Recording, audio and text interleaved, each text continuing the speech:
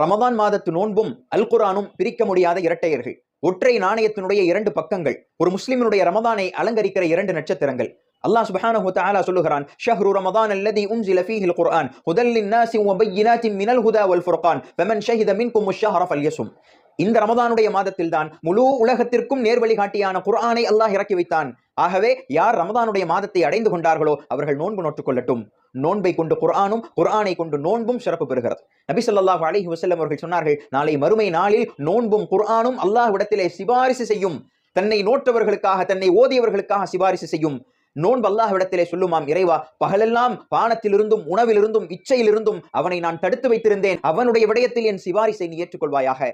குர்ஆன் சொல்லுமாம், இறைவா, இரவெல்லாம் உறங்க விடாமல் ஓதச் செய்தேன், உன்னுடைய ஞாபகத்தில் அவனை வைத்திருந்தேன், அவனுடைய விடயத்தில் என் சிபாரிசை நீ ஏற்றுக்கொள்வாயாக. ஃபயுஷ்ஃபஆன், நோன்பினுடைய சிபாரிசும் குர்ஆனுடைய சிபாரிசும் ஏற்றுக்கொள்ளப்படும் என்றார்கள் ரசூலுல்லாஹ்